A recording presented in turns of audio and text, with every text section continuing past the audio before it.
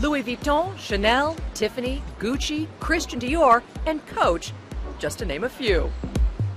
You can just buy Chanel and just buy Dior. The luxury market has an eager buyer in town, the Chinese tourist, and they're bringing big bucks to the U.S., snapping up fancy, high-priced goods. And the high-end shops are doing just about everything they can to attract the Chinese customer, who has newly acquired deep pockets. Over the last 12 months, we've seen an uptick. I think there's been so much wealth created there over the last decade that a lot of Chinese citizens are getting out and shopping more and having more experiences outside of China.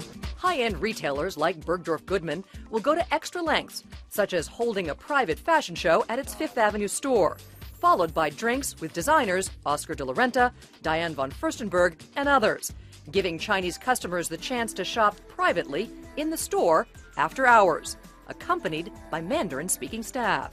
Chinese customers generally like to deal with somebody that has a cultural sensibility and understands some of the preferences in terms of modesty, in terms of style, and ultimately, at the end of the day, they would like someone who speaks their language. We've had over 300,000 Chinese visitors to New York.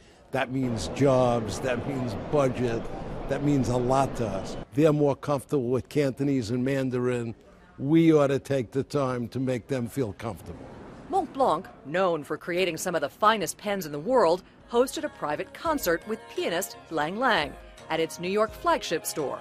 We today not only offer special products which are interesting to the Chinese, but also services like our staff speaks Chinese. Speaking Mandarin was a valuable skill to have when it came to landing the job. It certainly makes me stand out of all the other candidates here. We have a lot of clients from mainland China that seems more open to having someone who speaks Chinese to help them understand our product. The product includes this Year of the Dragon pen and brochures printed in Mandarin, and wallets custom fit to hold Chinese yuan and American dollars, which they need fewer of when shopping in the U.S. Expensive, like luxury goods, is much cheaper. That's because of China's added taxes on imports and consumption. There is also more on offer when it comes to the high-end names.